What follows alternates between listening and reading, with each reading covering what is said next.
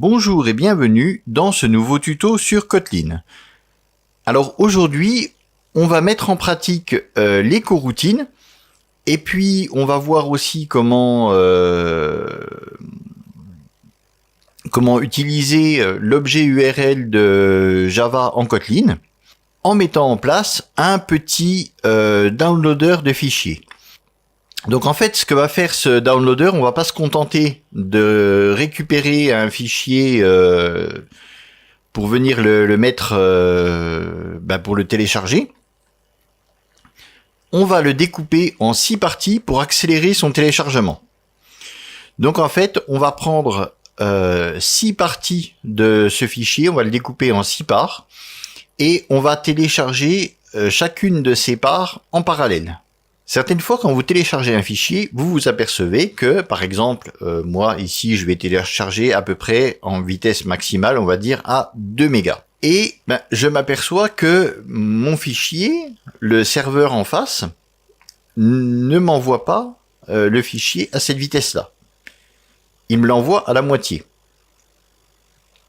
Donc, ce que je pourrais faire, c'est me dire, tiens, je vais couper mon fichier en deux, et je vais télécharger les deux moitiés en même temps. Comme chacune des moitiés se téléchargera à moitié de ma connexion, j'utiliserai pleinement ma connexion.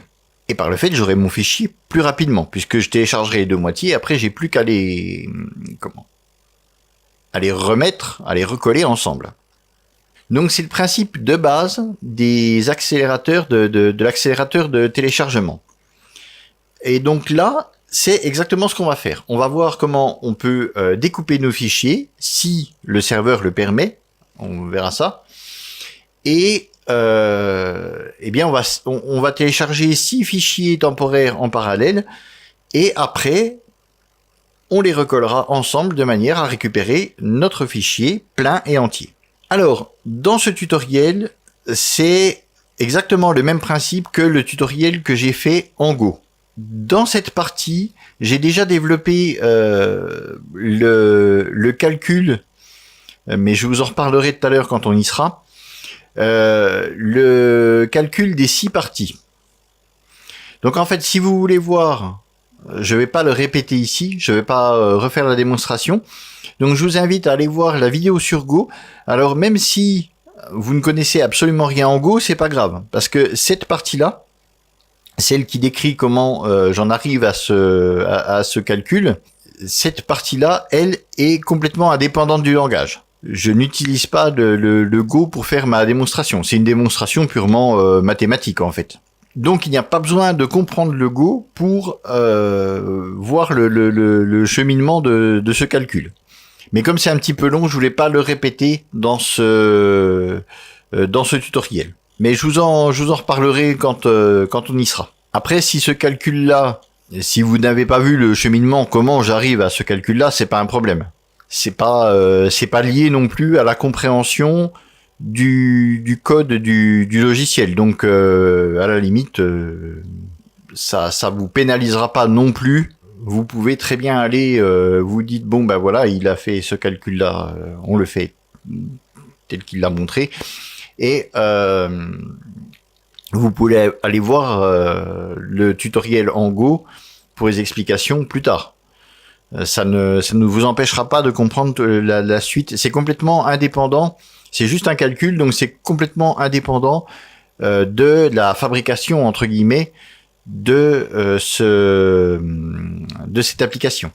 Alors, on a dit qu'on allait travailler avec des coroutines, donc nous allons faire tout de suite transformer notre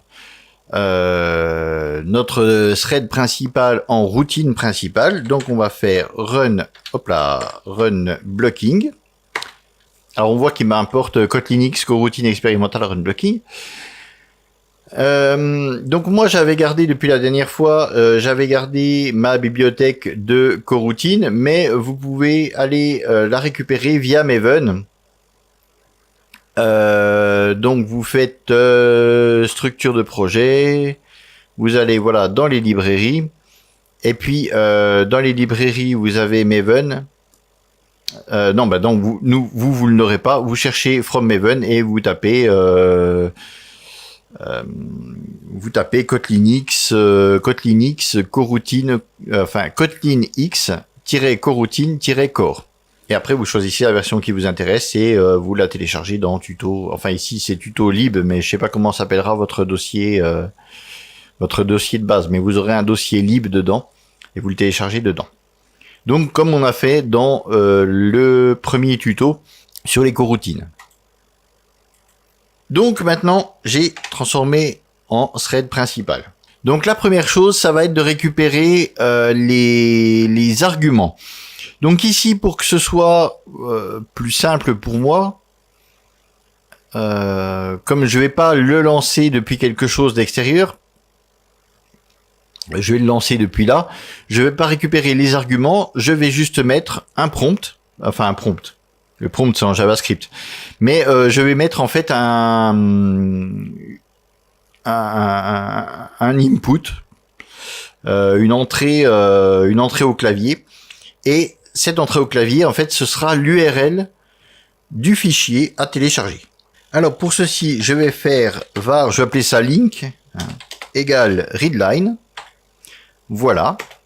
Alors, juste pour pas avoir de problème plus tard, je vais lui rajouter tout de suite 2 points d'exclamation. Parce que readline peut être nul.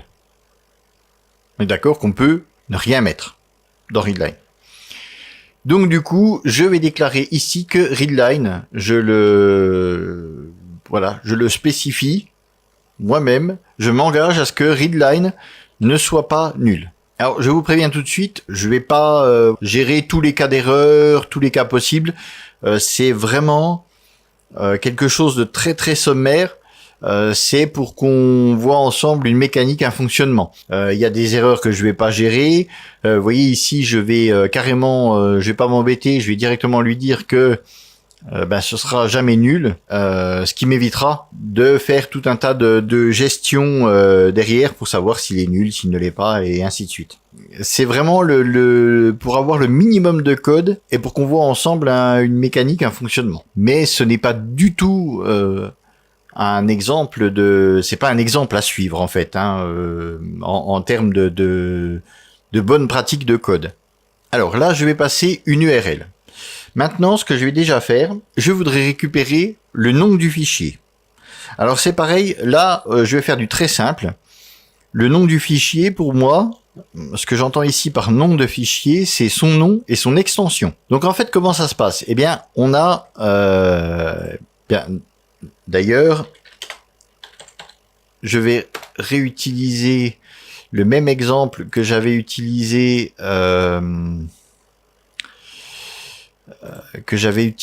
en Go.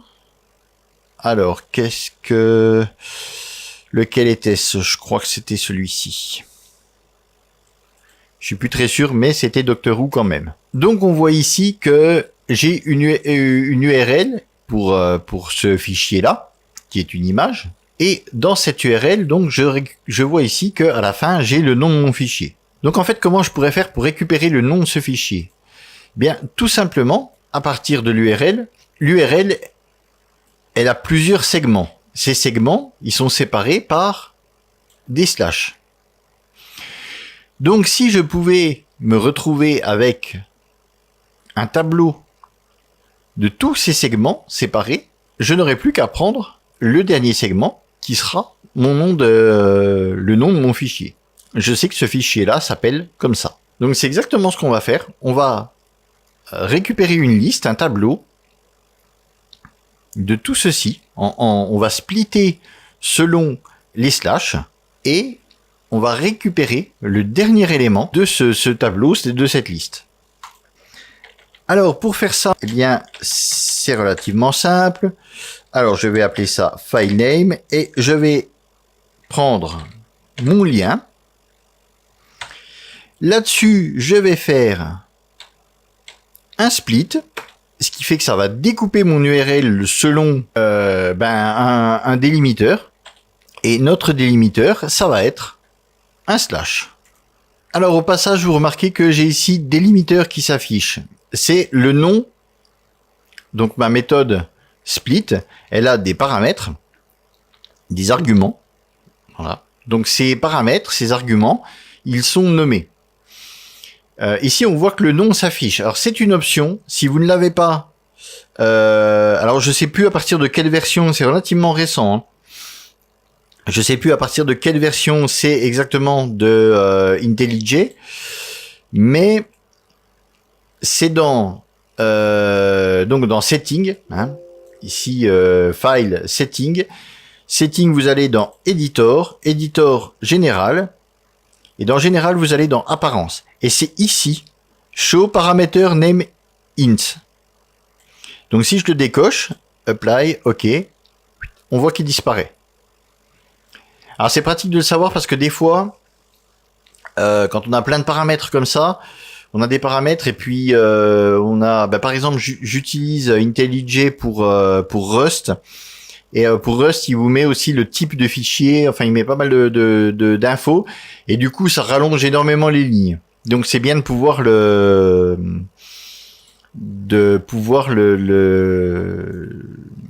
décocher de temps en temps. Je pense qu'on doit pouvoir y associer un raccourci clavier aussi. Faudrait que je regarde ça à l'occasion. Donc c'est ici un setting, éditeur général, apparence, et hop, show parameter int. Apply, OK. Et là, je l'ai. Donc, c'est uniquement l'éditeur qui le rajoute. C'est un truc purement visuel. Si votre code, vous le prenez, vous faites un copier-coller dans un autre éditeur de code, ça n'apparaîtra pas. Faites des copier-coller sur Word, enfin ce que vous voulez. Si vous avez besoin de mettre des bouts de code comme ça sur un blog, et si vous voulez mettre ça dans un post sur un blog, ne vous inquiétez pas, ça n'apparaîtra pas. C'est uniquement IntelliJ, c'est une option d'IntelliJ et c'est comme les numéros ici, c'est des options et c'est uniquement visuel, ça n'ajoute rien à votre code. Ceci étant dit, je vais continuer. Donc ici, Split va me faire une liste de tout ce qu'il y a en découpant chaque segment selon les underscores. Et comme Kotlin est quand même quelque chose qui nous simplifie énormément la vie, nous avons sur cette liste, nous avons tout un tas de méthodes, et nous avons la méthode last, qui, on le voit ici, donc, eh bien, elle est sur une liste de type T, donc ici le type, ce sera un type string, voilà, et elle nous renverra une string. Et donc en fait, last, ça va être le dernier index de cette liste. Donc ici, on va avoir un premier élément, wp-content sera le deuxième, uploads le troisième, et tout ça c'est des strings à chaque fois. Voilà, ainsi de suite. Et la dernière, c'est notre nom avec l'extension, puisque on ne sépare pas sur les points, on sépare sur les slash. Donc ici, ce sera un seul segment. Et comme on va pas modifier le nom du fichier, le type du fichier, ça nous arrange. On va juste se contenter de le télécharger. Donc ici, voilà, on aura récupéré dans FileName le nom de notre fichier. Alors ça nous sera utile pour plus tard. Donc ici, pareil, là, j'aurais pu le mettre dynamiquement, enfin via les arguments ou via une entrée au clavier. Mais je vais le mettre en dur. Je vais mettre nombre de parts. Et je vous ai dit 6. Alors pourquoi 6 et pas 7, 8 Donc en fait, vous pouvez mettre ce que vous voulez. Mais certains serveurs vous limitent en nombre de téléchargements en parallèle. C'est-à-dire que depuis une même adresse IP, donc depuis votre adresse IP, vous pourrez télécharger le même fichier, enfin vous pouvez avoir 6 connexions en simultané, mais pas plus. Alors que sur d'autres c'est limité, vous pouvez définir 12 connexions, après ça ira pas plus vite puisque vous serez limité par votre bande passante. Voilà, il faut savoir que certains vous limitent. Je pense notamment à certains débrideurs. Certains débrideurs de fichiers vous limiteront en nombre de connexions simultanées pour un même fichier, par contre, cette fois-ci. C'est-à-dire que vous pouvez télécharger 2 fichiers en même temps avec 6 connexions à chaque fois, c'est-à-dire avoir 12 connexions actives en même temps, mais jamais plus de 6 par fichier. Voilà, ces 12 connexions, elles doivent être réparties sur 2 fichiers dans ce cas-là. Et là, ça passe. Donc voilà pourquoi j'ai mis 6. Mais vous pourrez très bien faire quelque chose de dynamique et puis rentrer le nombre de connexions au cas par cas. Ou si vous êtes sûr de votre coup, mettre plus de connexions en simultané. Mais comme je vous dis, de toute façon, après vous êtes limité par votre bande passante. Donc 6 reste très correct. Alors maintenant, ce qu'on va faire, on va aller se connecter directement avec notre lien ici, qui sera notre URL. Donc pour ceci, ce qu'on va faire, on va créer... Alors... donc ici j'ai que des vals parce que pour l'instant c'est des choses qui ne sont pas amenées à bouger, donc autant mettre des constantes plutôt que des variables puisque on ne les modifiera pas après. Donc là c'est pareil, je vais faire une nouvelle constante URL qui va être ma connexion. Alors ici ça va être l'objet URL de Java. On voit qu'on n'en a pas en Kotlin. Donc ça va être notre objet URL fourni par Java. Mais on sait que on peut importer appeler des fonctions Java depuis Kotlin. Donc on ne va pas s'en priver. Oui, donc voilà, je vais l'importer. Qu'est-ce que... Ouais, bah oui. Voilà. Java.net URL. Et ici, il va falloir que je lui passe, donc ça va être l'objet URL, c'est celui qui va établir la connexion proprement dite entre nous et le serveur. Donc pour établir une connexion, eh bien, il faut une adresse. Notre adresse ici, elle est stockée dans link. Donc à partir de là, j'ai créé mon objet URL. Maintenant, je vais créer ma connexion proprement dite. Jusqu'à présent, l'objet URL, ça va être un petit peu le moteur qui va nous servir pour la connexion. Donc là, on va faire notre connexion proprement dite. Donc on va appeler notre objet URL qu'on a créé, enfin notre instance, et on va faire juste Open Connection. Voilà. Là, la connexion est ouverte. Alors, il faut savoir que depuis tout à l'heure, je vous dis, on va couper notre fichier, Tous les serveurs n'acceptent pas, n'offrent pas la possibilité de découper des fichiers en plusieurs parties. La grande majorité le font, mais tous ne le font pas. Donc ici, alors, comme je vous l'ai dit tout à l'heure, normalement, il faudrait comment? Vérifier justement s'ils le font ou pas. Ici, on va pas le faire. On va partir du principe que le serveur ou les serveurs sur lesquels on va télécharger, eux, ils l'acceptent. Voilà. On part de ce principe-là, mais normalement, il faudrait justement, dans le cadre d'une vraie application, il faudrait gérer les cas où le serveur ne supporte pas ce découpage de fichiers. Mais ici, on va partir du principe que, voilà, comme ici, je suis parti du principe qu'il y aura toujours quelque chose.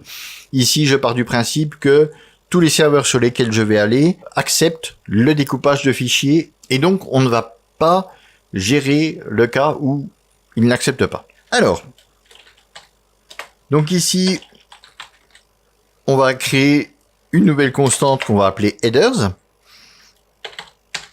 et je vais aller récupérer mon objet connexion et ici, je vais récupérer header fields. Alors, header fields va nous être très utile puisque dans ce cas-là, nous, on va vouloir inspecter les headers. On va voir pourquoi, mais on n'a pas besoin du body. Certaines fois, le body est très lourd. Donc on aura, si on utilise une méthode get normale, on aura les headers une fois que tout sera chargé. Alors que ceci, en fait, elle fait une méthode head plutôt qu'une méthode get, et on va récupérer que les headers. Donc ça va être hyper léger et hyper rapide. Donc maintenant, tous nos headers sont stockés dans cette nouvelle constante qu'on a appelée headers. Alors, si... ouais, je vais la mettre, mais je vais pas l'utiliser, mais bon, je vais la mettre quand même.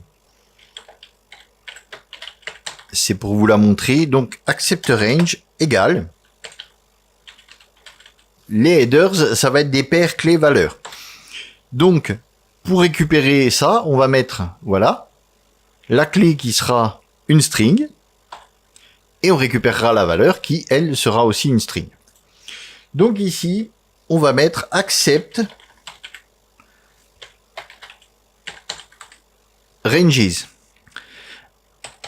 Et on va faire get 0. Donc pareil, normalement, il faudrait faire un if. Hein. Moi, ici, je vais ne pas tester le bidule, juste en lui mettant pareil que ces doubles points d'exclamation pour dire que ce ne sera, je m'engage à ce que ce ne soit jamais nul. Donc accept range sera non nul. Et on fera un petit test d'ailleurs de ça. Et get 0 parce que c'est un... On récupère à chaque fois un tableau. En fait, oui, non, on récupère pas une string. Je vous ai dit une bêtise, on récupère un tableau. Ce tableau, il aura qu'une string à l'intérieur, il aura qu'un élément. Mais ça reste un tableau et nous, on veut récupérer une string. Donc, on va tout simplement récupérer le premier élément qui sera le seul et l'unique. Donc on va regarder accept range et on va aussi donc accept range on ne gardera pas, on va juste regarder ce qu'il y a dedans et on va faire un content length. Alors ça va nous être utile. Donc pareil, ça va être les headers. Dans ce headers, on va chercher content length. Alors, c'est des headers, c'est standardisé, donc c'est il faut exactement les écrire comme ceci, avec les capitales respectées, les tirés et tout le tout-team, hein, puisque ça reste des clés. Donc si vous faites une faute dedans, ça ne marchera pas. Vous ne pourrez pas récupérer cette clé puisque du coup elle n'existera pas. Donc je vais faire la même en couleur, on va faire get 0 pareil, puisque je me retrouve avec un tableau, et dans les headers, tout est string. Alors que ce soit des entiers, que ce soit n'importe quoi, tout n'est que des strings. Et ici, content length, j'aimerais que ce soit un entier. Ah mais ici, on voit que j'ai un souci. On voit que je récupère, hop, une string. Donc ici, j'ai aussi une méthode, c'est quand même bien foutu Kotlin, hein. Hop, on a ça, et on a une méthode qui s'appelle toInt. Et on voit que, donc c'est une méthode de string, et elle renvoie un entier à partir de sa représentation en string. Et donc là, on voit que j'ai plus de soucis, hein. Donc je pourrais même, voilà, je peux même supprimer ça, hein. On s'en fout. Là, l'inférence de type, de toute façon, elle risque pas de se tromper puisque moi, je lui mets ici que je le transforme en int. Donc, fatalement, de l'autre côté, j'aurai un int. On va déjà lancer ce truc-là pour voir si ça fonctionne. Et je vais juste faire un print line. Alors, un print line de accept range et je vais faire un print line de content length. Voilà, juste pour voir. Alors, je vais récupérer mon fichier. Je vais faire un copier-coller de mon URL. Ah, et puis, tant que j'y suis, je vais faire un print line de file name. Voilà, comme ça, on verra un petit peu tout ça. On est parti. On est parti. Il faut le temps. Voilà, les warnings habituels, ça c'est pas un problème. Voilà. Donc ici, il se passe rien, c'est normal. Il attend que, hein, j'ai fait un readline, donc il attend une entrée au clavier. Mon entrée au clavier, je vais faire voilà, CTRL V. Alors, je vous dis ça parce que pour vous éviter de galérer comme moi, parce que là j'ai fait entrée. Et à chaque fois que je faisais entrer, bim, ça m'ouvrait mon URL. Alors il y a peut-être une option quelque part, hein, pour que... honnêtement, j'ai pas été regardé. Hein. Il y a peut-être une option pour que les URL ne soient pas cliquables. Le problème, c'est que ça clique automatiquement sur l'URL. Alors, pour vous éviter tous ces désagréments, vous faites un espace, juste tout simple, hein, avec la barre d'espace. Et là, vous pouvez faire entrer. Donc, dès l'instant où c'est un espace, quand vous faites entrer, si vous faites entrer sans l'espace, il va en fait cliquer sur l'URL. C'est comme si vous cliquez ici, ça va l'ouvrir. Donc, on s'en fout, nous, en plus, elle est déjà ouverte. Donc, pour ça, simplement, vous faites un espace après l'URL. Et là, quand vous appuyez sur entrée, quand vous validez, non seulement ça valide bien, mais en plus l'espace il le prend pas en compte, le readline. Hein. Comme il est derrière, il s'en fout complètement. Donc du coup pour vous, on voit bien que ça ne pose pas de problème. Et j'ai bien récupéré mon fichier ici, alldoctors.png. On voit que accept range me renvoie bytes.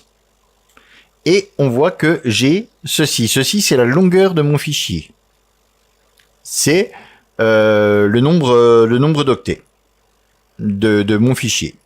Donc voilà, si vous, en gros, si dans accept range, il vous renvoie bytes, c'est que c'est que le serveur, il accepte les ranges, c'est-à-dire il accepte de pouvoir découper le fichier. Donc on est bon.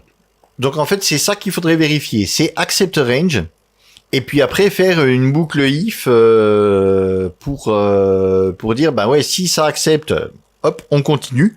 On fait la méthode que je vais vous décrire là. Et sinon, eh bien on le télécharge d'une autre manière, d'une manière tout simple en utilisant une seule connexion, en téléchargeant tout d'un coup. Bon, ben on voit déjà que jusqu'ici ça marche. Alors le accept range, je vais le laisser là. Je vous le laisse sous les yeux, mais je le commente, puisqu'on n'en aura pas besoin. Et on va repartir depuis notre content lens. Alors maintenant, ce qu'on va faire, on va se faire une petite... on va se faire aussi... Donc encore une constante, hein, de toute façon on va utiliser quasiment que ça. On va se faire une constante qu'on va appeler offset. Alors qu'est-ce que offset? Ça va être tout simplement le content lens divisé par le nombre de parts. Ok. Donc en gros, ça va être la taille de chacun des segments. Alors ici, l'avantage, vous allez me dire par exemple, ici c'est peut-être pas divisible, ben on voit en plus, ça se termine par 5, donc il y a de grandes chances que ce soit pas divisible par 6. On va se dire, bah oui, mais j'aurais pas un nombre entier. Parce que nous, il faut impérativement des entiers. Alors, si la division de deux entiers, elle est c'est fatalement une division entière. Donc ici, s'il y a un reste, il n'apparaît pas. Le reste, on l'a avec le modulo. La division, celle-ci, c'est une division entière. Donc, automatiquement, lui, il va arrondir. Enfin, il va arrondir, non, il va prendre la partie entière. Alors, c'est là qu'on va commencer. Donc là, on va commencer le download lui-même. Alors, ce qu'on va faire, on va créer une variable DL. Dans cette variable, si vous vous rappelez ce qu'on a vu dans les coroutines, dans cette variable, on va y stocker une liste. Dans cette liste, on va pouvoir stocker des coroutines et en plus, on va, à chaque fois qu'on les stocke, on va en plus les mettre en route.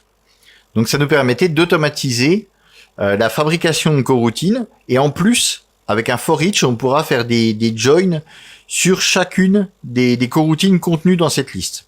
Donc ici, liste va nous servir à lancer des coroutines. Combien de coroutines on veut? Eh bien, en fait, ces coroutines, c'est ces coroutines-là qui vont télécharger, c'est pour ça que je l'ai appelé DL, c'est elles qui vont télécharger chacune des parties de mon fichier. Donc le nombre de coroutines, en fait, c'est tout simplement le nombre de parties. Donc je mets ici nbr parts. Ici, il sera égal à 6, mais comme ça, si je veux si je veux lancer 10 coroutines, et puis couper mon fichier en 10, j'aurais juste à changer nbr parts. C'est pour ça que j'ai fait une constante ici. Ça nous permet après, comme on va l'utiliser plusieurs fois, ça nous permettra de mettre ici une seule fois la valeur, et quand on la changera partout à la fois. Donc voilà, ici dans DL, j'ai stocké une liste donc cette liste, on lui a donné une taille fixe, une taille donc de 6 éléments, de nbr parts éléments. Donc dans cette liste, qu'est-ce qu'elle va contenir? Eh bien, elle va contenir des launches.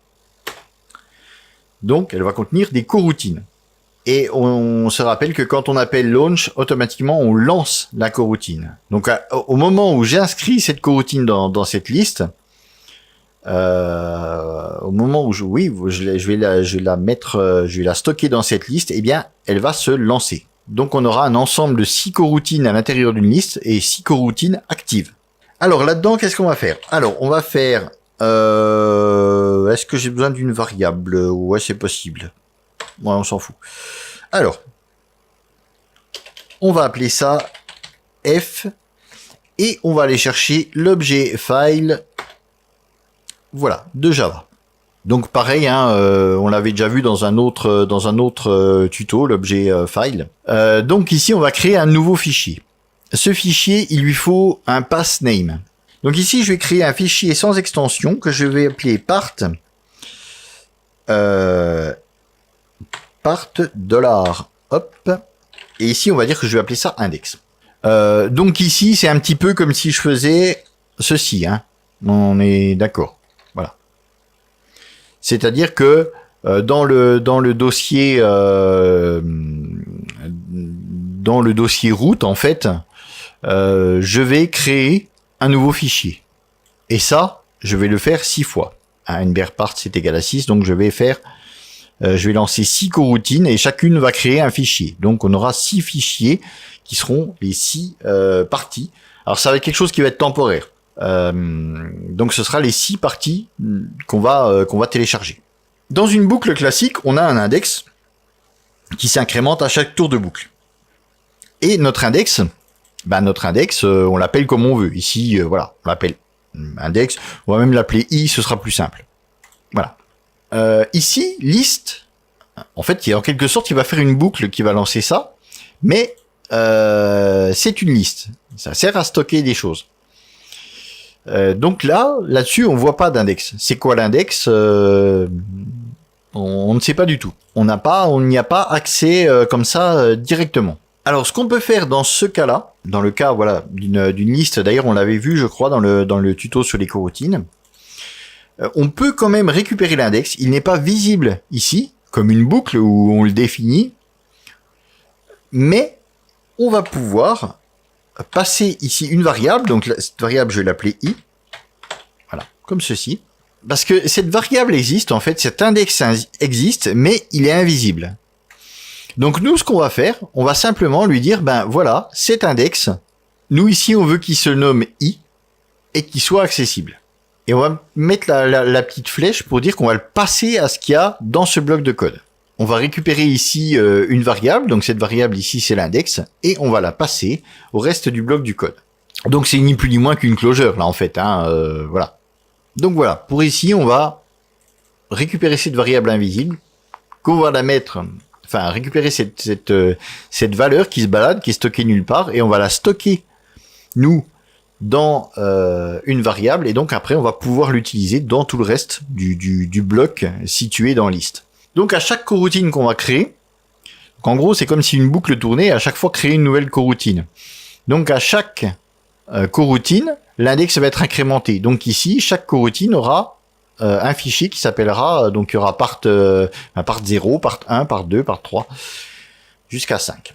Donc là, on va créer tout simplement un nouveau fichier qui s'appellera part suivi de l'index. Comme ça, chaque coroutine aura le sien et ils seront les 6 différents.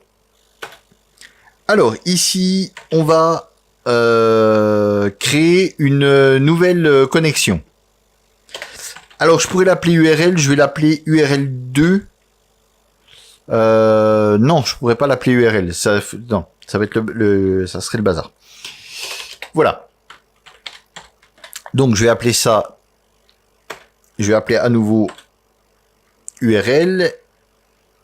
Et ici, je vais mettre link, hein, pareil. Voilà. Alors, pourquoi en créer une nouvelle ici? Là, à chaque fois, dans liste, je vais créer des coroutines. Donc là, ce qui est à l'intérieur, là, va être défini 6 fois.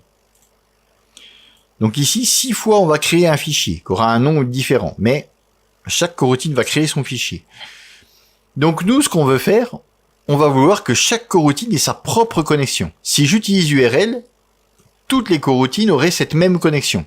Donc je suis pas sûr qu'en plus ce soit thread safe, donc je suis pas sûr que déjà ça mettrait pas le bazar, mais de toute façon, même si c'était thread safe, avec un système de mutex ou je ne sais quoi, chaque coroutine attendrait son tour et on y perdrait énormément. Donc en fait ici on va créer 6 connexions simultanées, c'est ce que je vous expliquais tout à l'heure, c'est ce pourquoi je n'ai pas été au-delà de 6. Donc on va avoir 6 connexions en simultané, différentes, et qui vont faire chacune leur taf selon leur disponibilité. Donc en faisant comme ça, chaque coroutine aura sa propre connexion. Alors, on va ouvrir à nouveau une connexion.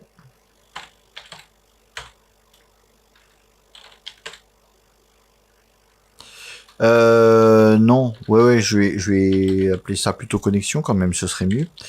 Voilà, là je pars dans des trucs un peu bizarres. Alors, connexion 2 sera égale à url2.openConnection. Donc là, voilà. On ouvre dans chaque coroutine, on ouvre une connexion. Alors, quelque chose qui, moi, me semble un petit peu bizarre, mais après, c'est peut-être mon cheminement qui est comme ça. C'est peut-être moi parce que c'est moi qui pense comme ça. Mais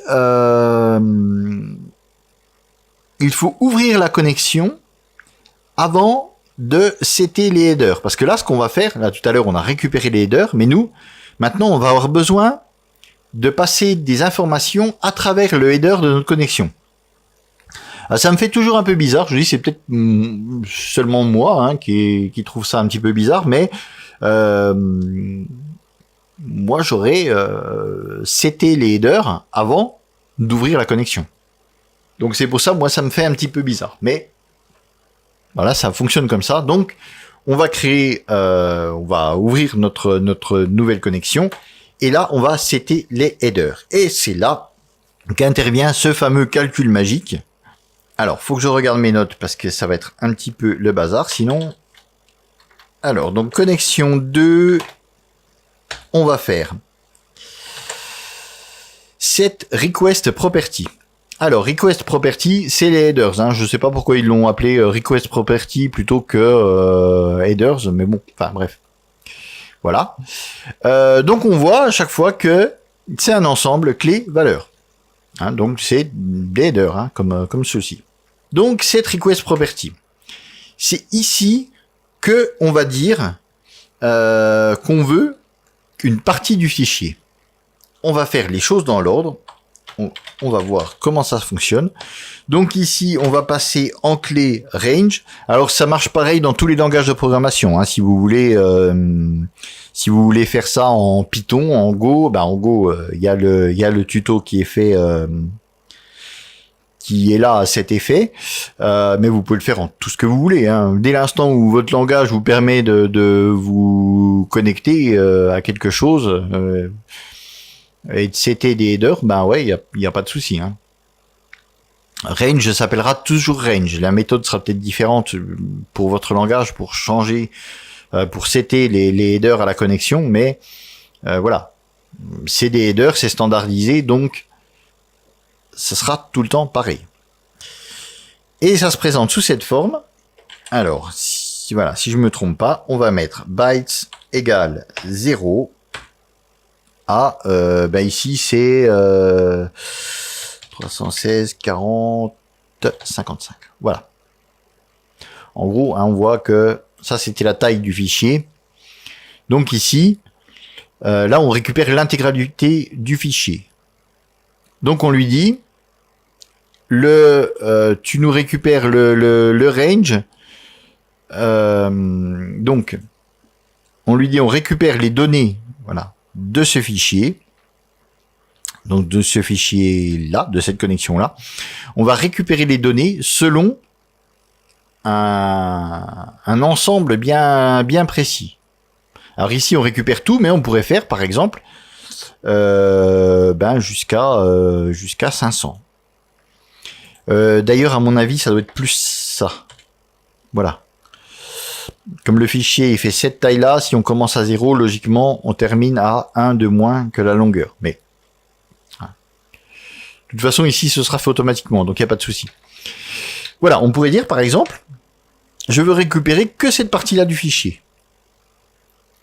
Donc, si votre serveur l'accepte, hein, on a vu tout à l'heure, voilà, vous envoyez range et vous lui dites, ben voilà, je veux ça entre 0 et 500. Et après, vous lui dites, ben je veux entre 501, oui, c'est inclusif. C'est inclusif. Donc après, vous allez lui dire, ben voilà, je veux entre 501 et ici 1000. Et ainsi de suite.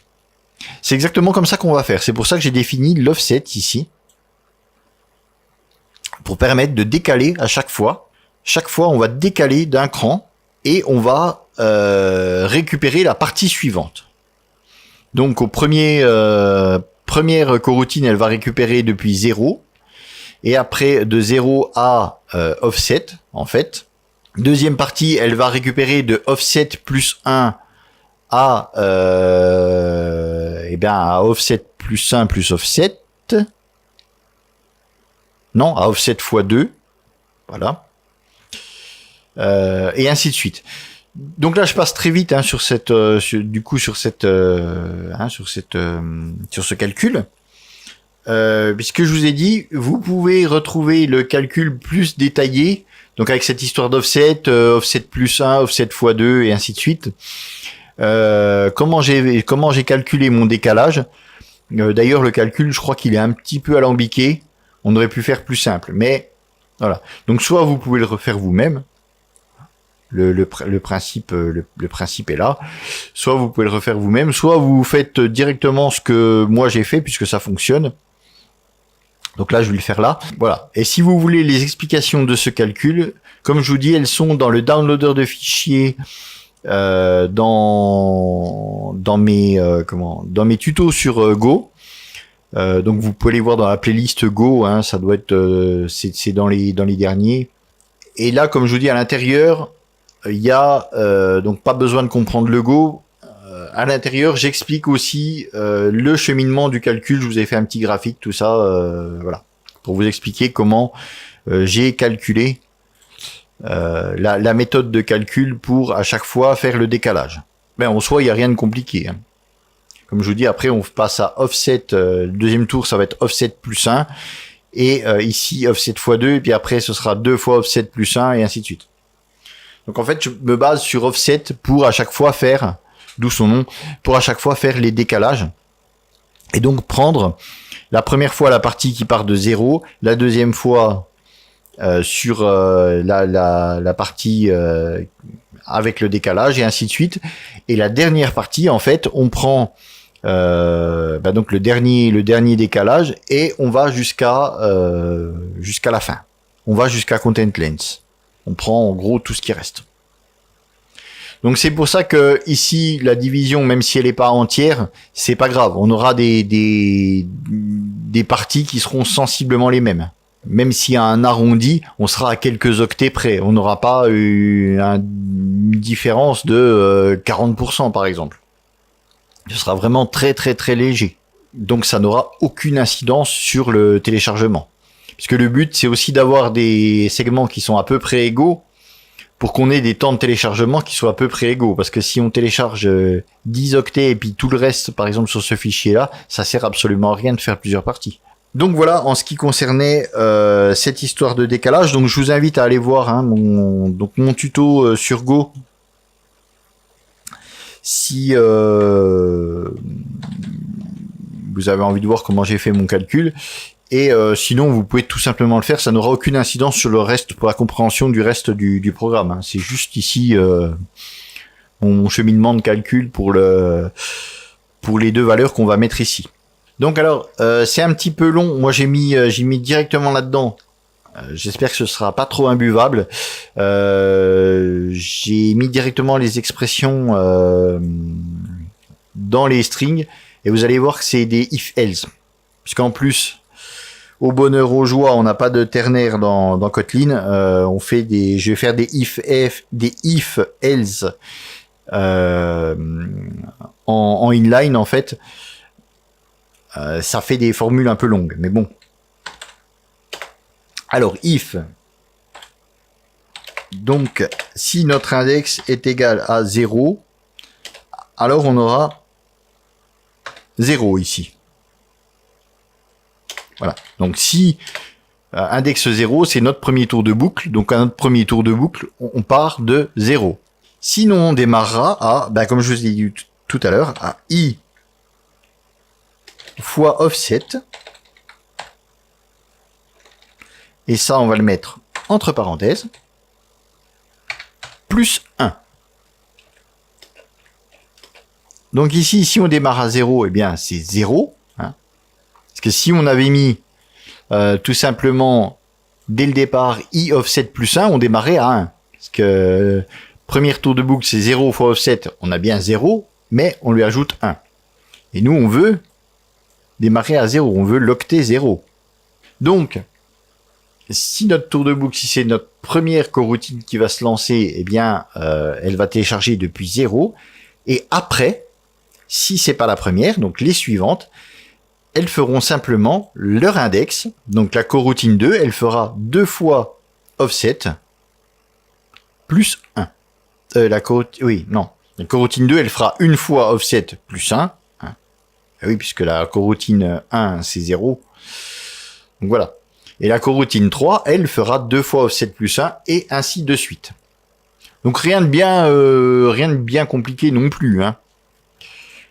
Et ensuite, on va faire pareil pour la sortie, puisque à la sortie, on va avoir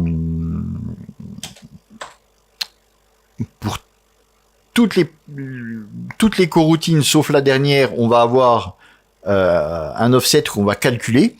Et la dernière, on veut simplement qu'elle aille jusqu'à la fin du fichier. Donc on va faire le cheminement inverse. Coup-ci, on va pas vérifier si c'est la première qui est en route, mais on vérifiera si c'est la dernière. Et si c'est la dernière, eh bien, à ce moment-là, on ira jusqu'au bout du fichier. Donc la dernière, ce sera i qui sera... on va vérifier si i est égal au nombre de parts, mais comme ici notre index commence à 0, la dernière, ce sera la numéro 5. Donc il ne faudra pas oublier de faire si i est égal à nombre de parts, moins 1. Alors si i est égal à nombre de parts moins 1, le dernier élément sera content length. Et sinon, eh bien on aura un autre calcul qui sera égal à lui offset fois i plus 1. Voilà. Donc ce sera l'offset multiplié par l'index plus 1. L'index incrémenté en fait. Donc en gros, si je pars de 0, on aura 0 jusqu'à, selon mon calcul, donc offset fois i plus 1, donc 0 plus 1, 1. Offset fois 1, c'est offset. Donc c'est bien ça, on partira de 0 à offset. Et le suivant, il fera offset fois i, donc offset fois 1, ça sera offset. Comme ici, on va jusqu'à offset et que c'est inclusif, donc offset sera pris déjà par la première coroutine. Donc il faudra aller à offset plus 1, on est bien d'accord. Et ici, eh bien, selon le même calcul, ce sera offset fois 1 plus 1, donc offset fois 2. En commençant à offset plus 1, c'est bon, c'est bien ça. Donc voilà, hein, je suis allé un petit peu vite, mais comme je vous dis, vous pouvez éventuellement aller voir du côté de Go comment j'ai fait mon petit calcul. Et sinon, vous pouvez même vous en passer ici. Hein. Le but c'est de comprendre. Le but c'est pas de comprendre ici mon calcul, parce que vous pourrez le refaire vous-même, il n'y a pas de souci. Hein. C'est de comprendre comment ça fonctionne. Ce système de range. Et alors, vous allez me dire ici, oui, mais comme tu nous as dit tout à l'heure, comme on commence à 0, il devrait y avoir un décalage. Le dernier élément, il devrait être situé, du fait que c'est inclusif, en plus, il devrait être situé à 54. Puisque ça, c'est la longueur. Comme la longueur d'un tableau, le dernier élément, il est, si ici un tableau de 6, le dernier élément est à l'index 5, puisque le premier élément est à 0. Hein. Il y a un décalage de 1. Alors, tout à fait. Vous auriez raison de me faire de me faire comment? De me faire la réflexion. Mais il se trouve que, ici, franchement, on s'en tamponne. Puisque, de toute façon, le serveur ici, si cet octet-là, il n'existe pas, eh ben, il s'en fout. Il vous donne tout ce qu'il a. Donc, il va pas créer d'erreur. Donc ici, clairement, on s'en fout. Bon, après, on aurait pu mettre content length -1, hein. Ça nous coûtait rien. Mais voilà, si ici vous dépassez, c'est pas un problème. C'est pas un problème parce que lui, en gros, il va dire non. Il dit non, je peux pas te filer ça parce que t'as été trop loin, donc je te file tout ce que j'ai et tu te débrouilles avec. Donc logiquement, ici, vous mettez n'importe quelle valeur supérieure à content length, il n'y aura pas de souci. Il le prendra quand même sans broncher. Simplement, il vous enverra tout ce qu'il a. Mais il ne renverra pas d'erreur. Il n'y a pas de... Lui, il va pas vous renvoyer d'erreur pour la bonne et simple raison qu'il estime que dans les headers... Puisque dans les headers de cette connexion, c'est pareil, on a aussi ces informations-là. Hein.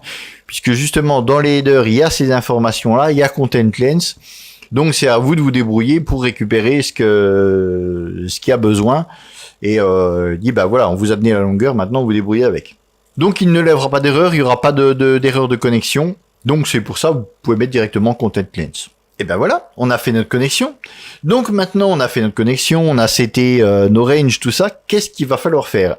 Il va falloir tout simplement, une fois qu'on lui a dit, tu récupères ces données-là, les données situées à tel offset et tel offset, il va falloir les coller quelque part. Et c'est à ça que vont servir nos fameux fichiers temporaires. On va appeler notre fichier, on va faire dessus un write, mais on va pas écrire du texte. On va récupérer des tableaux d'octets. Ça tombe bien, puisque ici, on va avoir besoin en paramètre de tableaux d'octets. Donc, on va écrire dans ce fichier, voilà, sous forme d'octets. Et qu'est-ce qu'on va lui donner à écrire? On va prendre notre connexion. Donc notre connexion 2. On va pas faire get content, on va faire autre chose, on va faire un get... où est-ce qu'il est? Voilà, get input stream. Donc on va se retrouver avec un input stream, et ici, on va faire read bytes. Et on voit que read bytes, il nous renvoie à un byte array. Donc c'est exactement ce qu'on a besoin. Alors ici, qu'est-ce qui va se passer? Get input stream, ce qu'il va faire, il va faire un stream. C'est-à-dire qu'il va récupérer, il va pas récupérer toutes les données qu'il va stocker en mémoire pour aller les réécrire après. Il va faire un stream. Donc il va streamer les données directement dedans, il va les stocker au fur et à mesure. Donc en fait, on va faire un nouveau, on va établir une connexion, on va établir un stream, en fait, un flux. Et ce flux, on va avec readbyte, en fait, on va dire que ce flux, on veut que ce soit un flux de bytes, en fait. Voilà. Donc là, on va avoir nos 6 parties qui vont être téléchargées en même temps. Alors, je vais récupérer ça. Voilà. Je devrais pas avoir de choses qui posent de problème, non. Alors, on va se faire ça. On va lancer ceci. Voilà. Donc ici, il attend bien. Alors, j'ai pas mis de petits messages, hein, j'aurais dû en mettre un. Mais voilà. Il attend qu'on lui donne quelque chose. Donc, hop. Oui, j'avais bien mon espace. Je lance. Voilà. Et... où sont mes fichiers? Ah bah oui. Et je voulais assez rabâcher avec les coroutines. Hein. Voilà. En fait, qu'est-ce qui se passe? Eh bien, quand on fait des coroutines ici, mon fichier main, c'est une coroutine.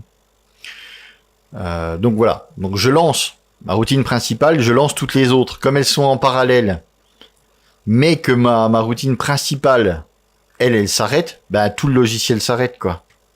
Toute l'application s'arrête. Donc du coup, je peux attendre comme ça des lustres que mes fichiers arrivent. Mon programme se termine puisqu'il n'y a rien derrière. On n'attend pas que les jobs ici soient finis. Donc on lance les jobs et puis après on arrête l'appli. Donc forcément, ça ne marchera pas. Donc,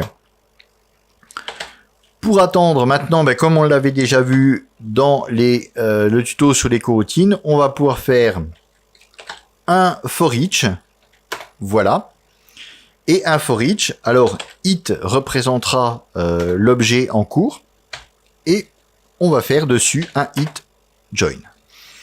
C'est-à-dire que sur chaque élément, donc ici, ça va être des coroutines qui sont dans cette liste, sur chaque élément, on va appliquer la méthode join, qui va bloquer par le fait notre routine principale, jusqu'à que tous les jobs soient finis. Maintenant, ça devrait refonctionner à nouveau. Voilà. Voilà. Donc là, j'avais mon espace qui était gardé dans mon copier-coller, donc il n'y a pas de souci. Voilà. Donc ici, j'ai bien des fichiers, on voit numérotés de 0 à 5, qui sont en fait mes fichiers temporaires créés par mes coroutines. Donc là, on voit bien que ça fonctionne. Je préfère vous le montrer maintenant puisque c'est pas dit après, comme c'est des fichiers relativement petits, c'est pas dit qu'on les voit, qui s'affichent assez longtemps pour qu'on puisse les voir. Donc je vais aller dans mon Explorer, voilà. Donc j'ai bien ici toutes mes parties qui se sont téléchargées. Voilà, donc là je vais les enlever, on n'en a pas besoin. Voilà. Donc là on était bien sur la première partie, on a récupéré nos 6 parties. Le problème c'est que dans l'état actuel, nos 6 parties elles sont pas utilisables. Nous ce qu'on veut c'est un seul fichier, on veut pas 6 petits bouts, qu'est-ce qu'on va en faire? Donc maintenant on va s'occuper de les reconstituer. Alors pour les reconstituer ça va quand même être plus simple, on va faire quelque chose qu'on va appeler file. J'aurais pu faire une val plutôt qu'une var. Voilà. Voilà. File. Ici, on va lui donner un nom. Ça va être notre fichier final. Notre fichier final. Ici, on a le nom du fichier qu'on va télécharger. Donc, on va lui donner le même nom. Après, vous pourriez le changer, mais là, je vois pas l'intérêt.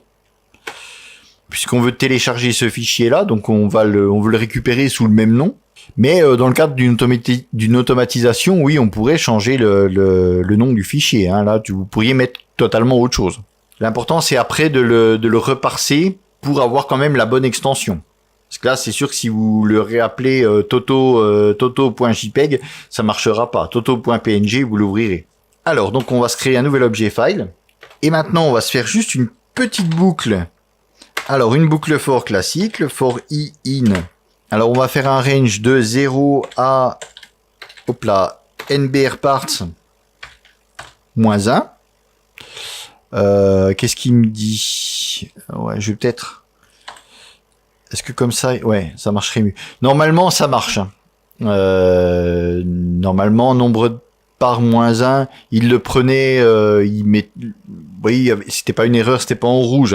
C'était plus un warning qu'une erreur. Donc là, on mettra le calcul entre parenthèses. Voilà. Donc on va aller de 0 à nombre de parts de -1, puisqu'on a vu qu'on était de part 0 à part 5. Voilà.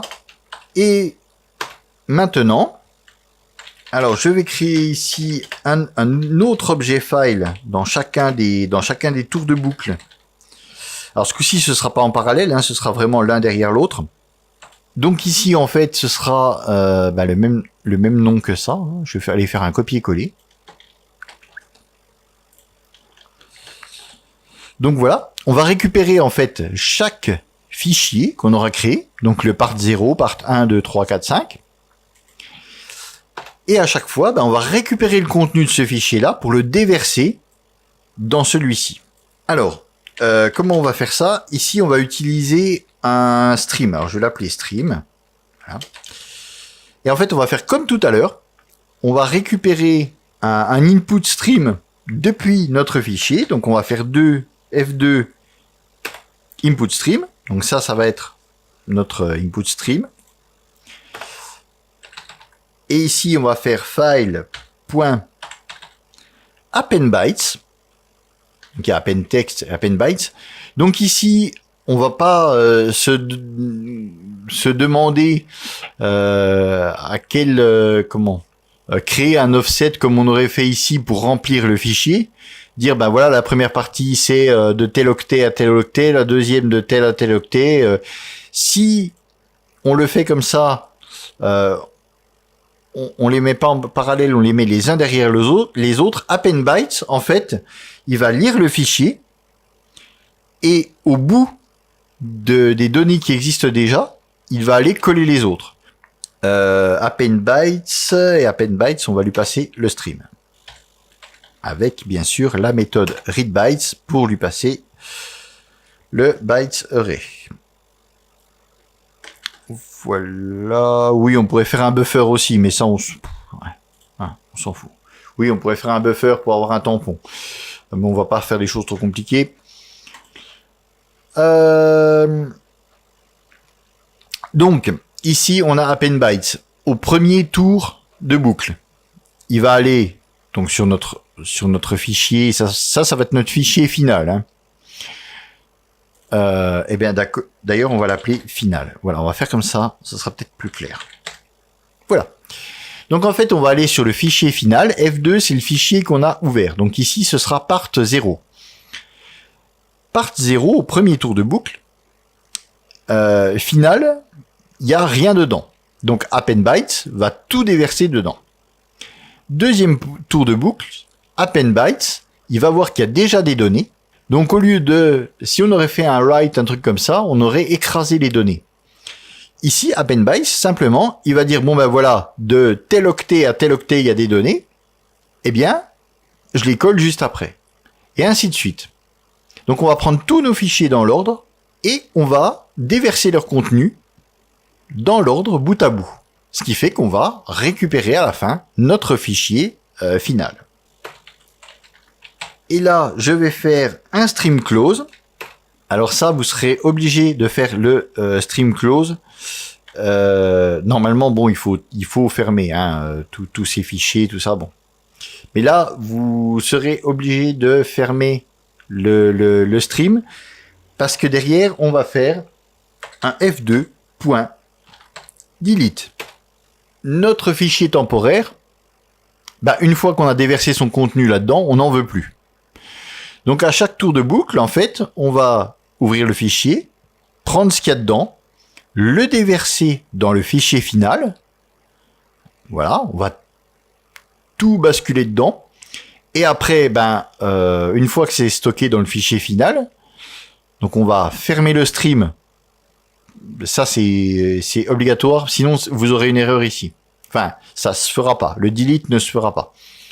Donc ça, c'est uniquement pour pouvoir accéder pouvoir à nouveau appeler des méthodes sur F2. Et après, on appellera delete parce que le fichier temporaire, on n'a plus besoin. Et là maintenant, notre downloader est fini. Donc si je relance, et j'ai pas le bon, oui. Je vais aller rechercher l'adresse du truc. Je vais faire un copier. Je vais faire ici un coller. Ah, je mets l'espace. Voilà. Donc est-ce qu'on le verra?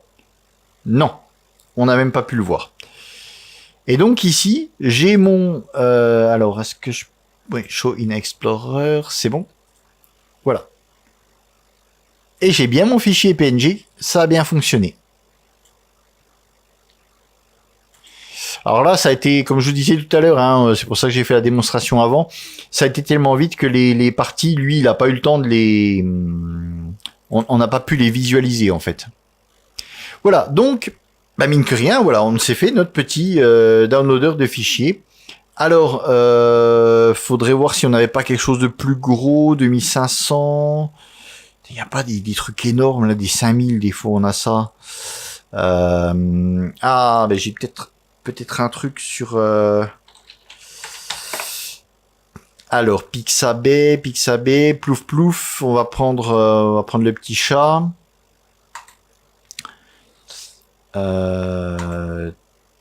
Ouvrir, voilà. Donc oui, on se retrouve là, voilà, j'ai rentré mon identifiant, mon mot de passe sur Pixabay pour pouvoir aller voir cette image. Voilà.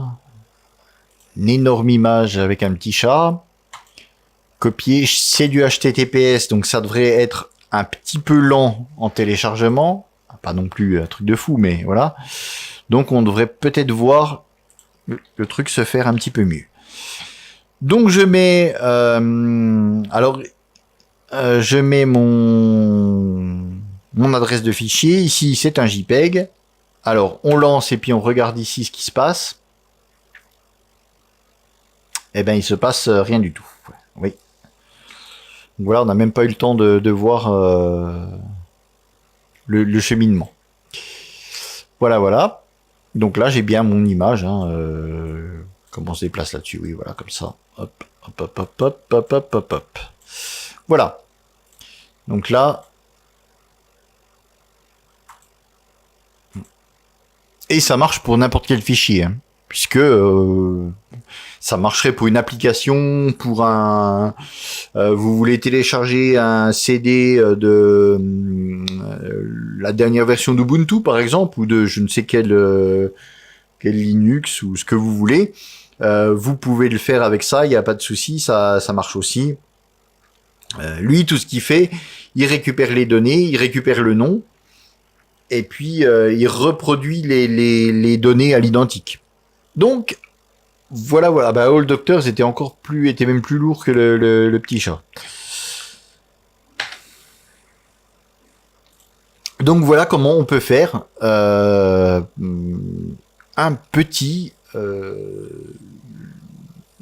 petite application de téléchargement et un petit accélérateur en fait de téléchargement avec les coroutines. Donc, eh bien, voilà pour ce tuto. Je pense qu'on a vu pas mal de choses. On a revu un petit peu les coroutines. Là, on a vu un petit peu le téléchargement avec l'objet URL, surtout ce système de range, et puis aussi comment comment on va se faire des fichiers temporaires à la main, et puis donc récupérer des données pour les reverser dans l'autre. Donc ça fait ça fait des petits travaux pratiques un peu plus sympathiques qu'un tuto tout bête.